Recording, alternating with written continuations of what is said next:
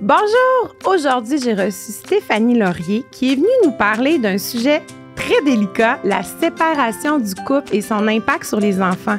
Donc, Stéphanie nous a donné des trucs pour justement que ça se passe plus doucement pour toute la famille. Je vous souhaite une bonne écoute! Bienvenue au podcast Grandir ensemble. Ensemble! Par Placote. Bonjour Stéphanie! Salut Alexandra! Merci d'avoir accepté l'invitation aujourd'hui.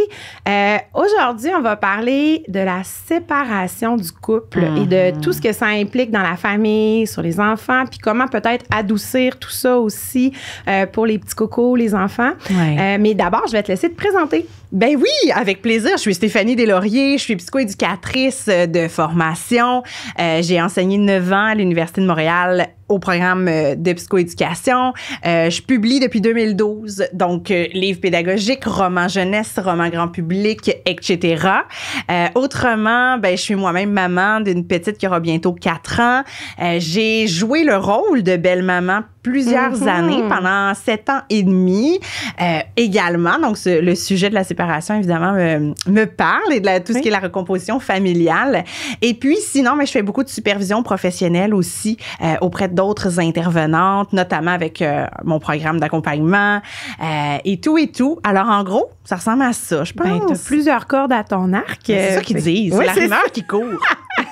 J'ai dit l'autre fois avec quelqu'un, t'as plusieurs arcs à ta corde. C'est pas tout à fait ça. L'inverse. Oui, c'est ça.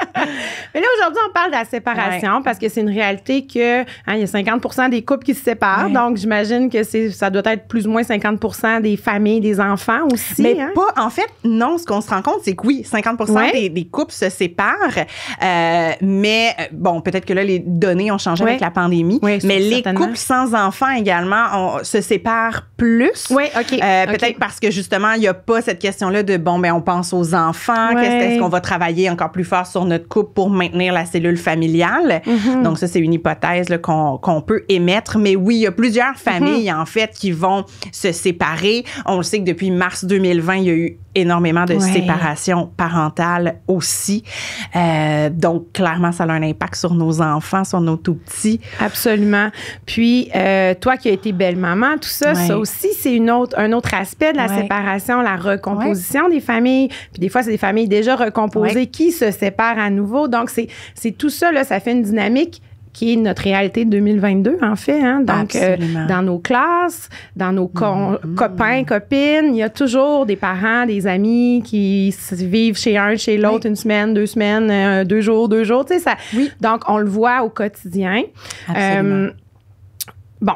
Allons-y au début, là, au départ. Quand les parents décident de se séparer, quand le couple décide de partir chacun de son côté, comment on annonce ça aux enfants? Là? Parce que je pense que tant que la décision n'est pas prise, ben les enfants, normalement, ne sont pas tellement au courant. Ils n'ont pas, surtout plus sont en bas âge. Exactement. Mais d'habitude, l'annonce se fait pas mal quand la décision est prise officielle et que les arrangements sont faits aussi. Exactement. Puis en fait, en toute transparence, moi-même, je me suis séparée du père de ma fille à la fin de l'été 2021. Donc, c'est tout récent. C'est tout récent. Là, ça fait 8 mois, en fait, qu'on est séparés. Puis c'est effectivement ce qu'on a fait, tu sais, avec notre toute petite. C'est-à-dire que, ben, ce qu'on sait, c'est qu'avant la séparation, ça arrive pas du jour au lendemain, cette décision-là, n'est-ce pas? Alors souvent, soit ça peut être parce qu'il y a des conflits récurrents qu'on a du mal à régler. On est allé chercher de l'aide professionnelle à certains moments, que ce soit une travailleuse sociale, que ce soit un psychologue, psychothérapeute, etc., psychoéducatrice aussi. Et qu'on se rend compte que, ben, écoute, malgré tous les efforts qu'on met, ça ne fonctionne pas. Puis ce que je veux dire aussi aux parents qui sont passés par là ou qui sont dans le processus ou qui peut-être vivront ça, c'est un deuil. Clairement, normalisons le fait qu'on vit un deuil de la famille tel qu'on l'avait imaginé. Mais oui, parce que quand on se met en couple, qu'on décide d'avoir des enfants, on se voit pas se séparer. Là. La grossesse se passe, puis normalement, on pense pas à la séparation. Là. Puis j'ai même envie d'aller plus loin que ça dans le temps, Alexandra, puis de dire, tu sais, quand on est enfant, puis qu'on joue à la poupée, puis au Barbie, puis qu'on joue dans nos jeux imaginaires au papa, à la maman, on s'imagine pas vivre sous un autre toit. Oui, on fait pas deux maisons séparées dans nos jeux. Non, c'est exactement. Ça. Alors, tu sais, c'est une conception de la famille qu'on traîne avec nous depuis de nombreuses années. Donc, quand on arrive au constat que, écoute, ça ne fonctionne plus malgré nos efforts et on en arrive à la séparation, c'est qu'on a tout un processus qui a été fait derrière la cravate. Hein. Il doit y avoir un sentiment d'échec aussi par rapport à ça. Deuil, mais échec aussi. Remise en question personnelle aussi, sûrement. Tellement. Je n'ai pas réussi ma famille. Je n'ai pas réussi mon couple. Il y a parfois, tu vois, dans mon cas, moi-même, mes parents se sont séparés. J'étais plus vieille. J'avais 16 ans. Fait que des fois, il y a aussi, on endosse ce rôle-là de moi. Je vais pas me séparer. Moi, je vais réussir ma famille. Alors, tu le vis encore plus comme un échec de chenoute. J'ai répété cette dynamique ou ce pattern-là. Que je m'étais dit que j'allais pas répéter. Exactement. Puis voilà. Puis en même temps, tu sais, pour revenir à ta question initiale, effectivement, l'annonce à l'enfant ou aux enfants, moi, ce que je préconise, parce que des fois, comme dans ton cas, toi, tu as 4 enfants d'âges différents. Absolument. Alors, c'est de leur annoncer en même temps. Oui.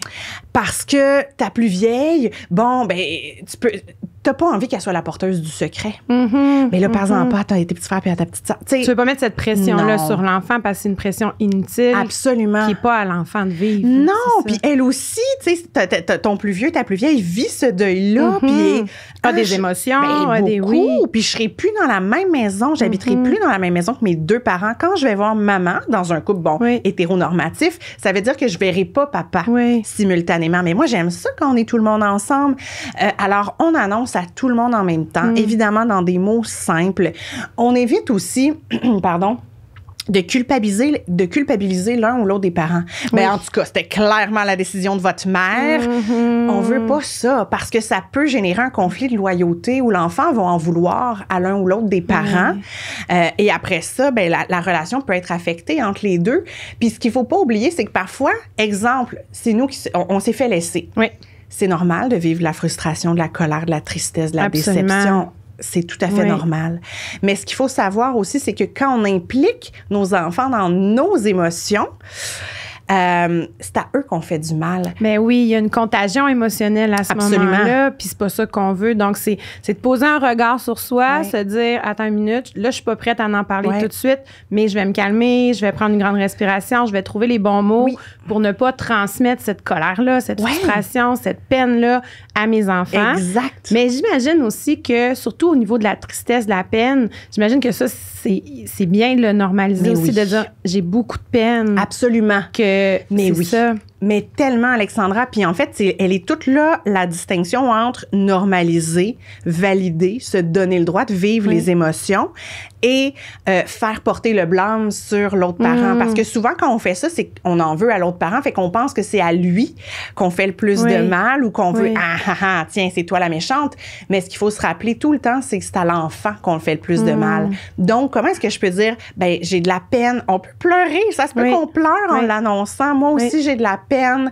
Je voulais pas ça pour nous. On a travaillé très fort pour maintenir notre couple, mais on arrive à l'évidence que ça ne fonctionne plus pour diverses raisons qu'on n'a pas, encore une fois, maintenant, c'est un problème d'adulte. Exact. Tu sais, votre père m'a trompé. Non. Puis tu sais, je dis ça, je le dis un petit peu à la blague, mais c'est parce qu'on l'entend souvent. On l'entend. Oui. Parce que les émotions sont fortes, les émotions sont intenses.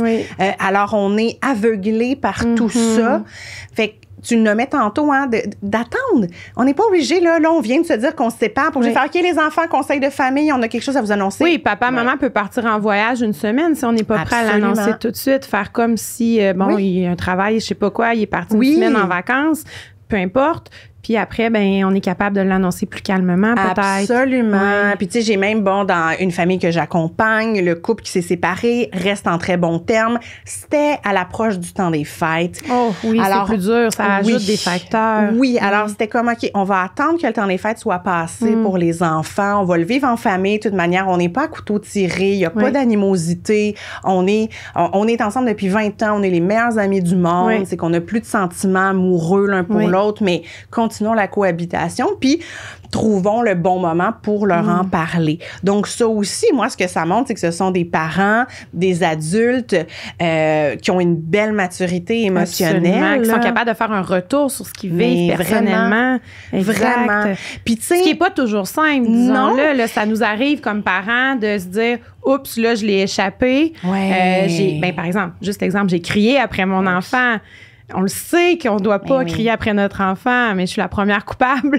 Je veux dire, ça nous arrive. Donc oui, on peut l'échapper, mais c'est d'être capable, j'imagine, d'avoir après le regard critique, de dire « Oups, là, je l'ai échappé. » Et de le rattraper. Exact. Il n'y a pas d'erreur fatale. Exact. Alors, de se dire, bon, OK, on en a parlé, on était peut-être trop émotifs, puis là, j'ai dit quelque chose que j'ai regretté, mais je vais faire un retour avec mon enfant ou mes enfants pour leur dire, écoute, j'ai fait une erreur, j'ai manqué de respect envers ton père ou ta mère, je suis désolée, je voulais pas que tu sois témoin de ça, sache que, bon, etc. Donc, il y a comme, on se rattrape, on vient boucler la boucle, on vient rassurer notre enfant, le réconforter. Mais oui, ça se peut. Puis ce que j'ai envie de dire, là, je nommais cet exemple-là de couple, mais je voudrais pas que ça devienne le modèle à suivre. Oui, c'est ça. Puis culpabiliser les parents qui parce que si ça fonctionne pas du tout, quand les deux parents se tapent sur les nerfs, on n'est plus capable de se voir dans la même maison. Exact. Mais même si Noël arrive, j'imagine que le mieux, c'est de s'écouter aussi parce Absolument. que, ben, comme dans tout, hein, à chaque fois que je reçois quelqu'un sur le podcast, c'est toujours ça, de s'écouter en premier, puis après, ben, on va être capable d'aider nos enfants, là. Voilà, d'être en congruence avec notre ressenti, avec nos valeurs. C'est ça la clé, c'est ça la base. Puis ce que j'ai envie de dire, à l'autre extrême, on pourrait avoir une situation où les conflits familiaux ou les conflits parentaux de couple sont très importants. Au niveau de la dynamique conjugale. Et ce qu'on sait, les études nous démontrent que souvent, bon, il y a beaucoup d'effets, on le sait, négatifs à la séparation parentale, hein, notamment, bon, ben c'est ça, on voit plus les deux parents en même temps, souvent un appauvrissement, parce que là, ben, on sépare le budget. Oui, exactement. Faut comme tout payer 2 fois, 2 logis, etc. Alors ça, on le sait. On sait que parfois, ça peut justement entraîner un déménagement, changement d'école ou de garderie. Bref, il y a beaucoup d'impacts tout autour. Ce qu'on sait, par contre, c'est que chez les couples où il y a beaucoup de conflits, forcément, les enfants, ils sont exposés. Hein? On a beau dire, non, mais on fait pas ça devant eux. Mais oui, ils entendent le soir, ils ressentent l'ambiance, les la paroles, froideur. Des fois, oui, exact. Puis des fois, juste le non-verbal, le parent qui marche plus fort sur les talons, qui claque les portes d'armoire. Non, c'est beau, tout est beau. Mais non, moi, mon feeling intérieur, ma petite voix me dit que tout n'est pas beau. Alors, dans ces cas-là, on observe un impact positif sur les enfants au niveau de la séparation. Malgré tous les changements que ça implique. Alors, quand on dit on va rester pour les enfants, si on est dans cette situation-là, on est mieux de dire, OK, terminé, on se sépare. Absolument. Oui, je comprends. Absolument, parce que être exposé aux conflits conjugaux, que ce soit directement ou indirectement, ça amène chez l'enfant beaucoup d'insécurité. Hey, mes 2 bases de sécurité, ils s'entendent pas du tout. Non, ça va pas. Ils se chicanent, ils s'obstinent. Puis il y a aussi que vivre avec quelqu'un dans ta maison avec qui ça fait pas du tout, ben toi, personnellement, même s'il y a pas de chicane, même s'il y a pas... Tu te sens pas bien, là. Donc, t'es pas apte à accueillir tes enfants qui ne se sentent pas bien. Non, c'est exactement ça. C'est ça. Mets ton masque dans l'avion quand les masques tombent, c'est que tu tiens en premier parce que sinon, tu vas perdre connaissance avant de pouvoir aider ton enfant. C'est un peu le même principe. Aide-toi avant, puis après, tu vas pouvoir être apte à aider les autres. Là, oui, puis souvent, quand on n'est plus bien dans notre couple, il y a c'est énergivore. Hein, ça nous gruge beaucoup d'énergie. On se sent plus fatigué, donc plus impatient. Déjà, le quotidien nous fait vivre tout ça. Hein? Les parents qui travaillent, qui sont à la course. Voilà. On est déjà fatigué. On est déjà ajoute à ça. Oui, c'est ça. Aïe, aïe, aïe, c'est énorme. Oui. Alors, pour le parent, ben non, tu seras pas la meilleure version de toi-même comme parent. Ben non, ça sera pas la parentalité optimale que tu vas vivre. Ben oui, tu vas te tomber sur la tomate parce que j'ai encore perdu patience après mon enfant, mais c'était pas contre lui que j'en avais, mais c'est parce que je suis fâchée contre mon ou ma partenaire, puis ça a sorti sur lui ou sur elle. Alors, ouais, chaque parent, tu sais, avant d'être un parent, on est un être humain. Oui, c'est ça. On a le droit d'être bien puis d'être heureux, puis nos enfants ont le droit de nous connaître en étant bien et heureux aussi. Puis en étant donc plus disponible en termes parental. Absolument. Ça va nourrir encore plus notre relation parent-enfant. Et souvent, ça peut arriver qu'il y ait des conflits sévères de séparation qui vont se résorber dans le temps. Oui. Ça se peut aussi que, ça va être conflictuel dans les premières semaines, dans les premiers mois. Mais n'oublions pas, chers parents, que c'est transitoire, c'est passager, que ça sera pas ça tout le temps. Oui, que le sentiment d'échec, de deuil va finir par s'estomper. Absolument. Qu'on va peut-être rencontrer quelqu'un d'autre oui. aussi. Puis la famille va se reformer d'une nouvelle façon. Exactement. Puis tu sais, Alexandra, j'ai envie de dire que ça va s'estomper, mais pas qu'avec le temps. Oui, il y a le temps, mais qu'est-ce qu'on fait de ce temps-là? Oui, exact. Dans ma séparation, je me sépare parce que j'étais plus bien, je me sentais plus moi, j'ai l'impression de m'être perdue. OK, mais outre le temps, qu'est-ce que tu vas faire pour reconnecter à toi? Oui. Pour te retrouver. Pour te faire du bien. Pour te faire du bien. Pour te reprioriser. Pour repartir à la découverte de toi. Oui, puis là, on parle pas juste d'aller prendre une douche sans enfant qui ouvre la porte. Là. C'est ça, vraiment, investis-toi dans quelque chose qui te fait du bien. Oui, je suis qui, moi? Puis, tu sais, ça peut être justement dans des activités. J'aimais la course, j'en fais plus depuis quelques années, j'ai envie de m'y remettre. Je faisais du kayak. Je faisais de la planche à neige. Juste lire. Mon Dieu. Juste lire. Oui. Oui, prendre le temps d'ouvrir un livre, allumer des petites chandelles, se faire une petite ambiance, le fun. Et ça peut être ça. Puis parfois, normalisons aussi le fait que ça se peut qu'on ait besoin d'un soutien psychologique. Oui.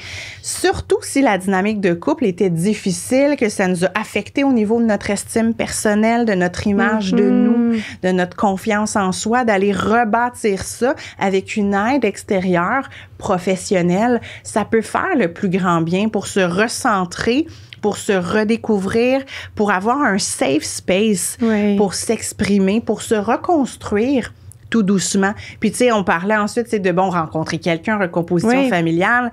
J'ai envie de dire, rien ne presse. Oui, c'est ça que j'allais dire, ça presse pas, sûrement. C'est ça. Mais en même temps, je le sais parce que c'est ma situation actuelle que parfois on se demande quand est-ce que je vais rencontrer quelqu'un, quand est-ce que je vais vivre moi aussi une relation amoureuse épanouissante, saine, dans laquelle je me sens bien, heureuse. Oui, puis pour certaines personnes aussi, être en couple, ça les rend heureux. Oui. Tu sais, il y en a qui aiment ça être seul. Il y en a qui, dans la vie, naturellement, sont plus solitaires. Puis même en relation de couple, souvent, sont plus solitaires un peu. Exact.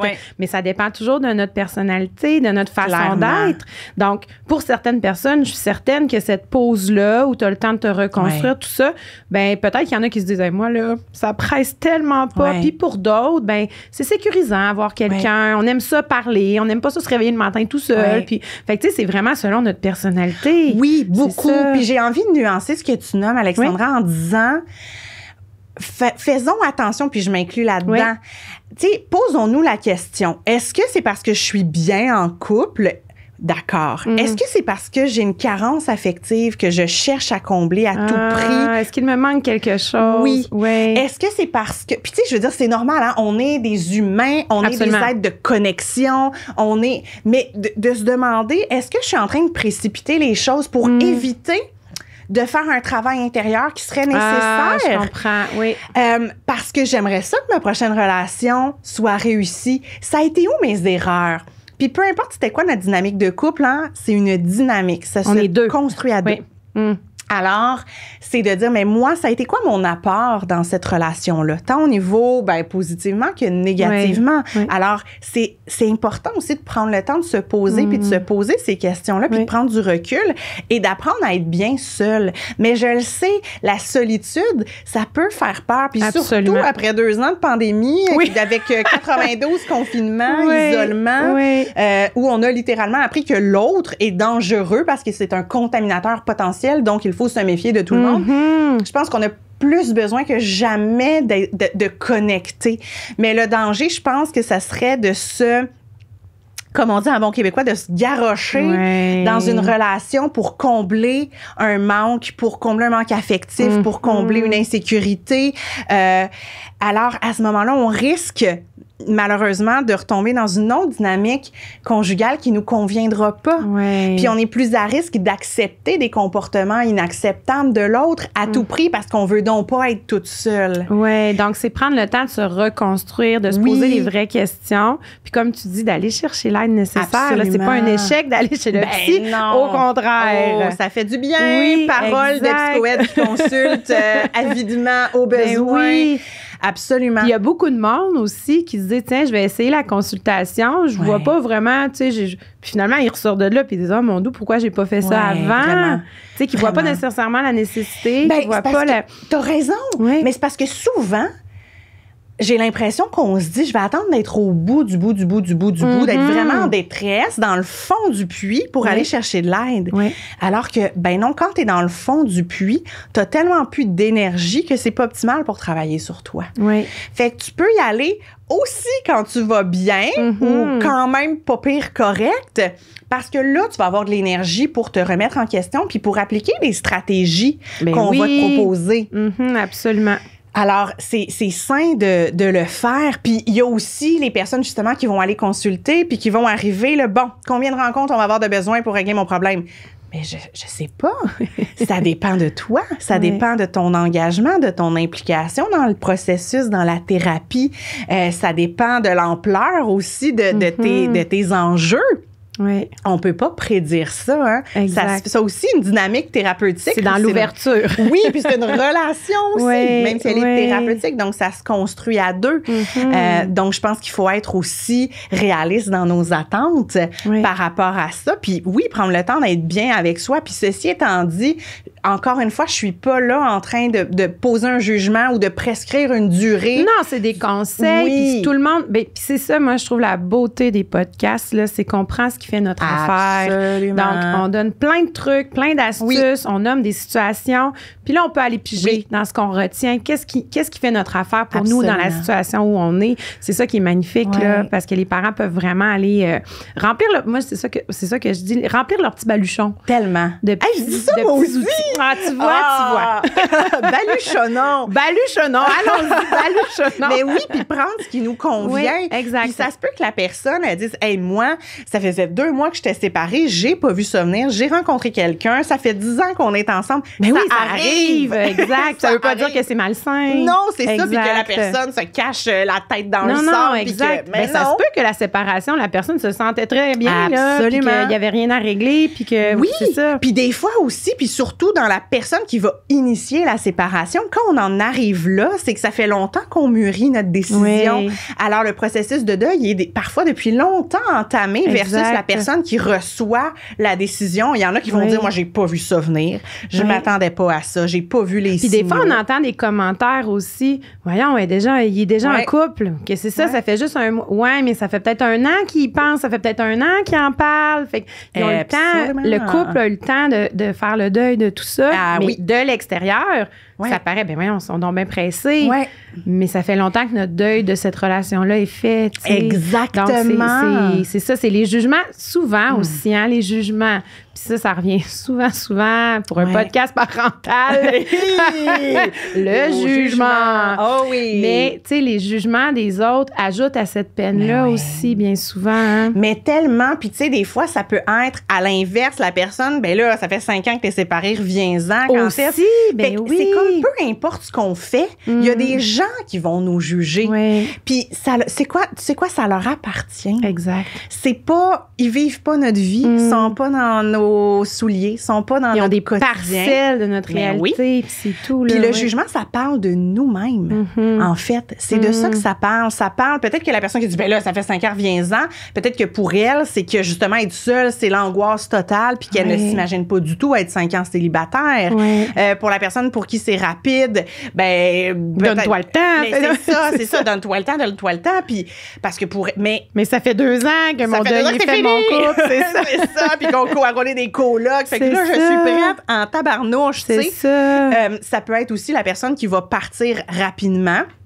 Je prends l'exemple s'il y a une dynamique de violence conjugale. Puis quand je parle de violence conjugale, là, soyons clairs, souvent l'image qu'on a, c'est lorsqu'il y a de la violence physique. Oui. Mais la violence conjugale, le spectre est beaucoup plus large que ça. Absolument. Violence verbale, violence psychologique, financière, sociale.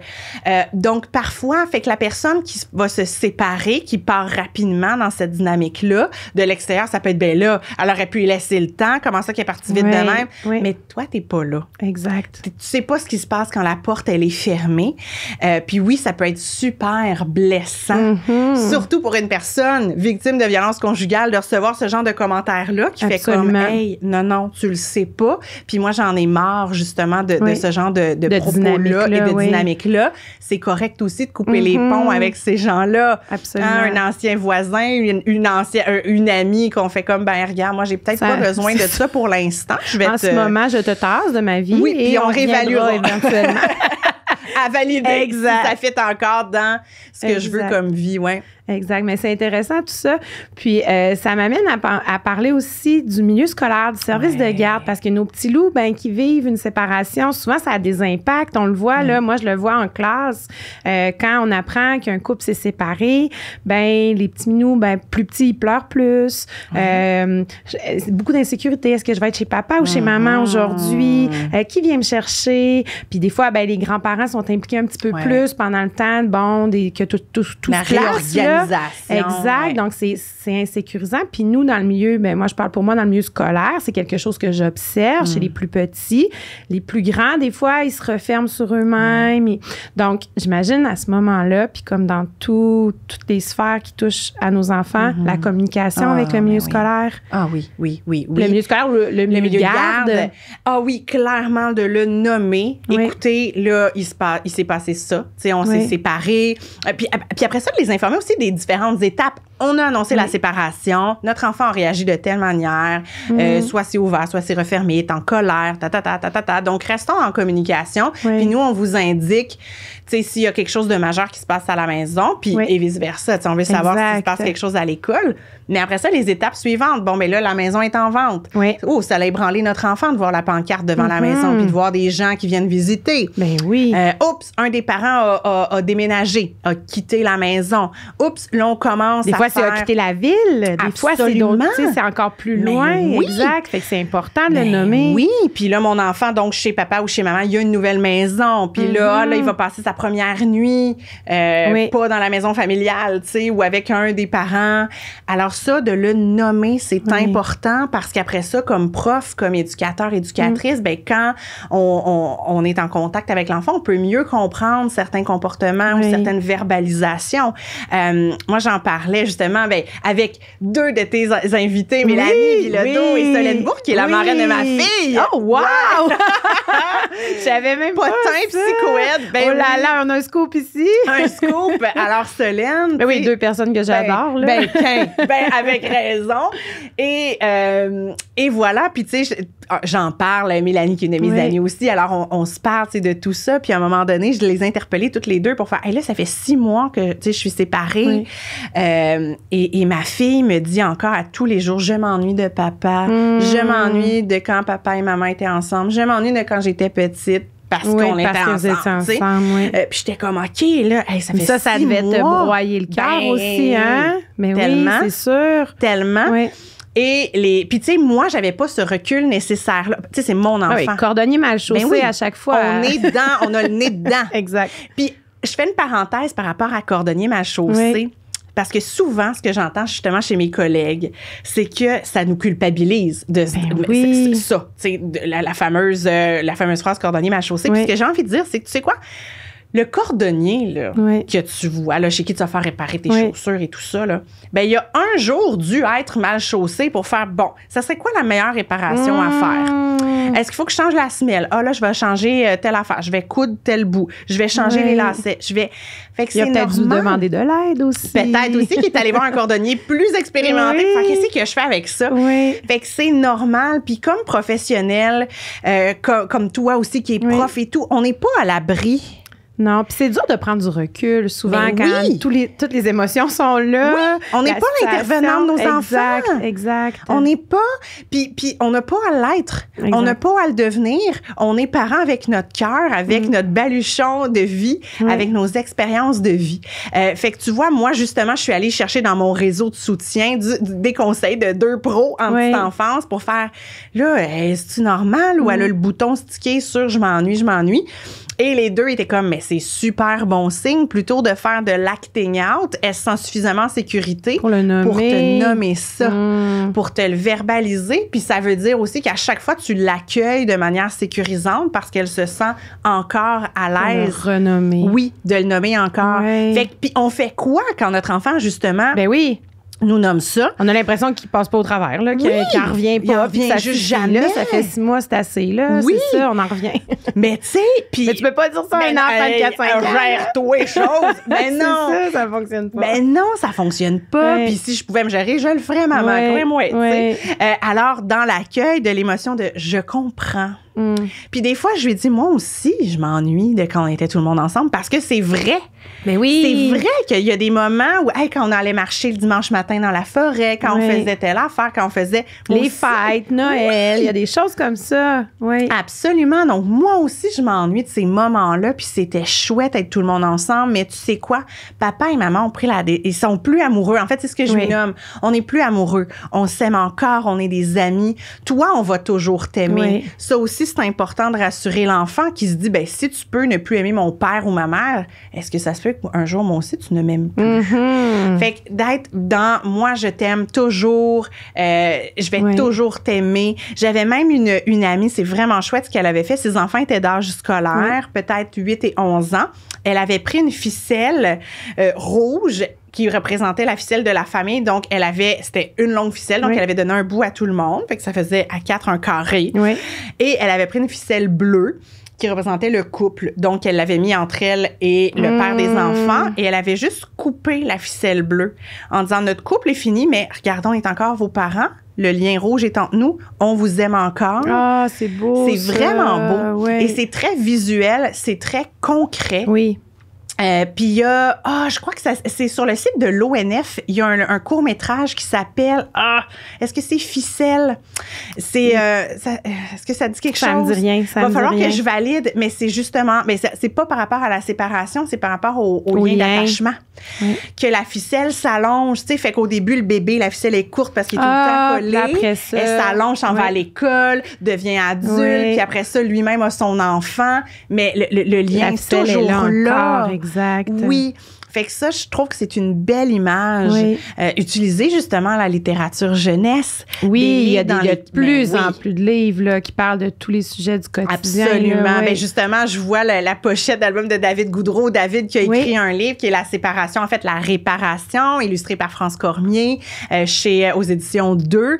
Donc, ce genre de livre-là. Même pour nous, comme adultes, des livres qui parlent de séparation, des histoires, que ce soit un roman. Des fois, ça nous fait du bien, ça nous fait réfléchir, ou quelque chose de plus informatif. Ça aussi, ça nous aide à comprendre des choses. Donc, clairement. Puis tu sais, Alexandra, moi, je crois fondamentalement au pouvoir des livres. Puis tu sais, Boris Cyrulnik, qui est un neuropsychiatre français qui s'intéresse beaucoup à l'attachement, à la résilience. Je suis d'ailleurs en train de faire une formation en ligne avec lui. Avec lui? Oui. Et... puis j'ai même fait inspirer de tout ça en 2014 un TED Talk sur la résilience se trouve dans les livres. Parce que, puis les livres, oui, informatifs, mais le roman, de s'identifier à un personnage, de s'identifier à une histoire, de voir qu'il peut y avoir des issues qui sont belles, qu'il y a de l'espoir, ça fait du bien tant chez les petits que chez nous, les grands, de s'évader. Oui, parce qu'on parle de littérature jeunesse, mais on oublie que pour nous aussi, ça fait du bien. C'est fou. Fou. Oui. Vraiment. Fait que n'hésitons pas, tu sais, à faire ça, à lire, à aller bouquiner, que ce soit en librairie, que ce soit à la bibliothèque, de prendre ce temps-là avec soi, tu sais, dans le calme, dans le repos, quand l'enfant est chez l'autre parent, oui, c'est ça. Profitons-en pour se rebâtir à ce moment-là. Mais oui. Puis dans un endroit calme, ça fait du bien aussi, le calme. Oui. Des fois, c'est angoissant de « Oh, la maison est vide », mais OK, comment est-ce que moi, je peux me remplir dans ce vide-là? Oui, c'est ça. Parce que quand on est en couple, en famille, quand la maison est vide, on est là, yes! J'ai la paix! Mais on le voit, là, moi, je vois avec des amis qui se sont séparés, quand la maison tombe vide, c'est plus yes, là, c'est oh my God! Qu'est-ce que je fais? Je m'ennuie de mes enfants. Oui! Même que, tu sais, là, moi, je suis partie 3 jours pour les tournages du podcast. Je m'ennuie pas tellement, tu sais, j'ai hâte de les revoir, mais mes enfants sont à la maison avec papa, tu sais, ils sont bien. Ça me fait une petite vacance, tu sais, puis c'est correct, mais dans une situation de séparation, ces petites vacances-là sont plus nécessairement des petites vacances. Non, c'est pas une fois de temps en temps, c'est à tous les 2-3 jours, à chaque semaine. Donc, c'est de s'habituer. Ça aussi, c'est s'adapter à cette nouvelle vie-là. Puis moi aussi, la première fois que ma fille est allée dormir chez son père, et je passais devant sa chambre, puis son petit lit, puis ses petits toutous. Puis tu t'assois en pleurant dans son lit, puis c'est ça, c'est comme angoissant d'être tout d'un coup, OK, je peux faire ce que je veux, quand je veux, je peux me coucher à l'heure que je veux, je peux dormir sur mes 2 oreilles. Oui, c'est ça, parce qu'il n'y a pas personne qui va me réveiller. Oui, puis tu sais, on le sait comme maman, comme papa, on dort d'une oreille. C'est d'un coup qu'il y a aussitôt qu'il y a un bruit, on se réveille. Il faut le réveiller, puis comme prêt, pareil, comme un scout. Fait que là, ça aussi, de dire non, je peux dormir sur mes 2 oreilles. Puis en tout cas, pour ma part, ça s'est pas fait dès la première nuit. Non, j'étais encore dans le processus. Là, ma fille commence à aller plus régulièrement chez son père, dormir là. Alors ça aussi, il faut que je m'habitue. Samedi, j'étais toute seule, puis j'étais comme... Mais tant de possibilités. Je peux manger en pyjama devant la télé. Finalement, j'ai eu l'appel d'un ami. On est allé prendre un verre. Dernière minute comme ça, c'est ça. J'étais là, ben voyons, ça doit faire 108 ans que j'ai pas fait ça. Mais il y a ça aussi. Là, tu commences à profiter de ces possibilités-là. Ça commence à être agréable. Ça commence à être chouette. Il y a un moment où ça arrive, ça. Oui, fait que les parents hang in there. Tu sais, si vous êtes encore dans la phase de c'est angoissant et tout. Puis ce que j'ai envie de dire, c'est que c'est pas linéaire non plus. Oui, ça peut retomber. La vie n'est pas linéaire. Exact. Ce sont des vagues. Et ce que j'entendais beaucoup par rapport à la séparation, c'est que la première année, elle est difficile parce que c'est toutes les premières fois. Ben oui, comme dans un deuil. Quand on perd quelqu'un, c'est sûr que la journée de sa fête, on a premier temps des fêtes seul. Premier temps les fêtes des enfants. Absolument. Fait que là, on a vécu, tu vois, juste l'Halloween. J'étais toute seule avec ma fille. OK. Noël, le temps des fêtes. Ensuite, ça a été mon anniversaire il y a une semaine et demie. Ah, OK. Ça aussi, ça m'a fait quelque chose. Les 4 ans de ma fille s'en viennent. OK. Ben là, on fait de quoi séparer ou là, on s'entend suffisamment bien pour faire quelque chose. Mais est-ce que mon ex est à l'aise tout de suite d'être avec ma famille? Tu sais, il y a ça aussi, là, la belle famille et tout. Donc, c'est important de respecter le rythme de chacun. Puis nous, ce qui est chouette, c'est que c'est arrivé à quelques reprises. On est allé souper au resto. OK, ensemble. Les 3 ensemble. Absolument. Oui. Ma fille, elle est aux anges. Elle est heureuse de faire ce genre d'activité-là. Tu sais, on demeure ses parents. Oui. Puis, tu sais, je ne recommande pas de faire ce genre d'activité-là si c'est encore à couteau tiré. Ben non, parce que là, t'en ressors encore plus avec des bleus, là. Ben, c'est sûr. Puis, c'est énergivore. Puis, c'est pas le fun pour l'enfant non plus. Le but, c'était de passer un moment agréable. Oui. Donc, allons-y à notre rythme. Selon notre situation. Selon notre situation. Puis, tu le nommais selon notre personnalité, selon le contexte. contexte familial, selon où on en est dans notre deuil. Il n'y a rien qui presse. Oui. Puis il n'y a pas de livre qui nous fait suivre une démarche non plus. Non, il n'y a pas de on aimerait ça des fois. On aimerait ça des fois. Donne-moi un manuel d'instruction. Voilà, c'est fait. Je suis ça, puis c'est réglé, mais c'est pas comme ça que ça se passe. T'as raison, c'est pas comme ça que ça se passe. Puis on peut pas se comparer à notre voisine à qui c'est arrivé non plus, parce que chaque situation est unique. Les enfants sont uniques, puis c'est des relations humaines, hein? Ouais. Donc là, on peut pas se comparer dans ce temps-là. Oui, c'est ça. Puis ce qu'on dit d'une famille, c'est que le tout, là, en fait, c'est plus que la somme de chacune des parties. Ouais. Alors, tu changes quelque chose, bien, ça change toutes les sous-systèmes familiaux aussi. Oui. Alors, ça aussi, tu sais, d'en être conscient. Puis, on revient à ça, tu sais, quand on parlait de la communication avec nos enfants, d'être dans un mode ouverture, de leur donner l'espace pour qu'ils puissent parler de leurs émotions quand ils en ressentent le besoin. Oui. Puis ça, c'est important dans le sens où peut-être que nous, à un moment X, on se sent, OK, parlons de tes émotions, mais que notre enfant, il n'est pas dans ce mood-là. Ah, c'est ça. C'est correct. Oui. Puis il n'y a pas juste une façon de parler des émotions. C'est pas juste, bon, ben assoyons-nous puis parlons. Oui. Ça peut être justement via un jeu, via une activité, un livre, une émission, un film, de faire du pouce sur ce qui est arrivé. Le personnage de cette fiction-là devient notre porte-parole. Ça aussi, ça permet d'aborder une situation. On peut s'écrire des lettres. Juste être présent aussi, c'est ça. Oui, juste être là, passer du temps de qualité, être dans la présence à 100%. Puis c'est pas besoin d'être compliqué, là. Non, c'est ça. Ça n'a pas besoin d'être extravagant, extraordinaire. Ça peut être juste de dire, OK, on fait un jeu, on met de la musique puis on danse. Oui. Notre corps s'exprime aussi, tu sais, à travers tout ça. Fait que soyons créatifs également. Ça peut être dans un jeu de rôle aussi avec des toutous, tu sais. Mm-hmm. Laissons-nous aller. Mais quand nos enfants savent qu'on est là, pas juste parce qu'on leur dit, mais parce qu'on leur démontre. Hein? C'est Yvon Deschamps qui disait, on veut pas le savoir, on veut le voir. Ben oui. Montrons-le. Oui. L'autre jour, je suis allée prendre une marche avec ma fille. Elle faisait de la trottinette, on courait et tout ça. Puis à un moment donné, bon, on se tenait main dans la main. Puis blablabla, elle a commencé à me parler de que là, à la garderie, puis là, il est arrivé un conflit avec tel ami, puis blablabla. J'ai pas eu à faire d'enquête. J'ai pas eu, tu comprends, à passer un questionnaire. Puis bon, là, raconte-moi tout ce qui se passe. C'est venu d'elle-même. Et je l'ai accueillie à ce moment-là.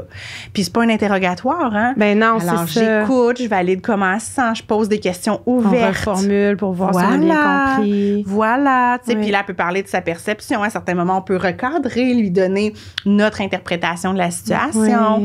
Fait que tout ça s'inscrit c'est comme ça se fait de manière naturelle et organique. Fait que j'ai envie de dire, tu sais, c'est ça, des fois, oui, on aimerait savoir ce manuel d'instruction-là. Oui, ça serait pratique dans bien des situations parentales dans la vie. Voici le manuel de la vie. Oui, c'est comment vivre la vie. Moi, je n'étais pas là quand ils l'ont distribué. Ça serait merveilleux, ça. C'est pas un mieux vivre, là. Non. C'est juste vivre. Oui, c'est ça, juste vivre. En 92 millions d'étapes faciles. C'est ça. Toutes les situations possibles et imaginables. Exactement. Mais il y a ça aussi, hein, apprendre à tolérer l'incertitude. Oui. Ne pas savoir. Tu sais, quand on est en couple, je parlais avec une amie, elle était en couple avec son mari, ils se sont connus, ils avaient 16 ans. Eux, ils savaient qu'ils voulaient avoir une maison, 2 enfants, une piscine, un bateau. Puis tout ça arrive good for you. Oui, c'est ça. Ça se peut aussi. Ça se peut. Puis tu sais, quand dans 10 ans, dans 20 ans, elle est comme nous, on va tout le temps habiter là, on va prendre notre retraite là. Tu sais, des fois, il y a ça de rassurant en couple, puis dans notre famille, qu'on se pose pas ces questions de où je vais être l'an prochain, où je vais inscrire ma fille à l'école l'an prochain, parce que est-ce que je vais encore être à location où je suis, est-ce que je vais m'acheter quelque chose, est-ce que il y a plein de questions qu'on n'avait pas quand on était en couple et dans une famille nucléaire. Fait que créons-nous un espace de calme en nous aussi, comme parents, dans ce chaos-là et dans tous ces doutes et tous ces questionnements-là qui sont juste normales, insécurisantes, assurément. Mais normales. Puis de se donner le droit de vivre ces insécurités-là, de se donner le droit de brailler en boule quand nos enfants sont partis, de se donner le droit... Vivons, accueillons comment on se sent. Oui. Puis je pense que même en couple, tout ce que tu viens de dire là, accueillons comment on se sent. Tellement. C'est la base. C'est la base. Ben puis si on réussit à faire ça, je pense que tout peut mieux aller par la suite. Absolument. Peu importe la situation, peu importe, si on accueille ce que nous, on est, ce que nous, on souhaite, ce que nous, on a comme valeur, bien après ça, on peut juste être dans le bonheur, dans tout ça, tu sais, peu importe. Ça veut pas dire qu'il y aura pas de peine, ça veut pas dire qu'il y aura pas de colère, mais ça va être plus doux. Oui, parce que c'est la vie. Exact. Puis tu sais, tantôt, on parlait justement comme professionnel, ben on n'est pas imperméable aux aléas de la vie. Ben non. On n'est pas immunisé contre la vie. Exact. On est dedans, on apprend à naviguer dedans. Nous aussi, on a un certain bagage de l'expérience, de l'expertise et tout ça, des outils qu'on peut transmettre, qu'on se bâtit aussi.